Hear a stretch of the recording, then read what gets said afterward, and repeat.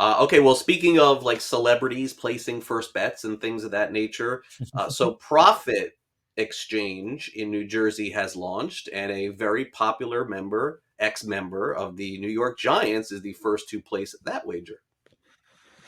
Yeah, Victor Cruz, like you said, placed that first bet. The big top level news here is Profit Exchange. This is the first time we have had a betting exchange in the legal and regulated market. They opened their doors in New Jersey.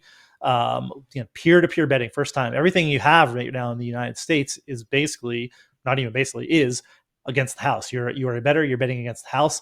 This has been the golden goose for some in the sports betting industry to have this start to come out, that this is a different model, that you're not betting against the house. You can set your own odds. You can play, you betting against peers. You're not paying vig. You might vig, the same vig that you're playing to the house. You're still paying a commission to get these bets done, but people are excited about this possibility. I'm always going to temper those expectations. It is a difficult product to get to mass United States. I don't know what kind of marketing budget Profit has, but that's what's going to take.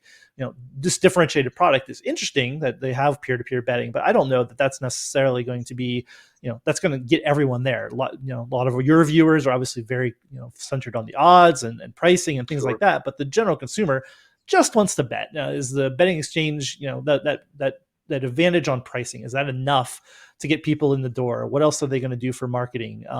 Then you have the issue of just how sports betting works.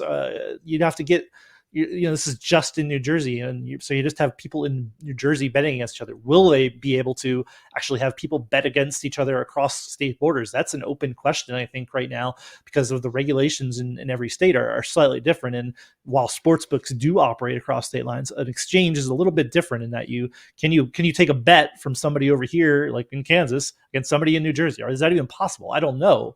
So will all this product be continually ring fenced in a way that doesn't get it allowed to get to that critical mass? Like, you're just having a bunch of people right now that are going to be betting against each other in New Jersey. It might have some novelty effect, but the path to them to scale is tricky for sure. But again, I'm going to encourage a differentiated product out there in U.S. sports betting market. To see Sure. having peer to peer betting is definitely better than just having, again, the same experience, same user experience.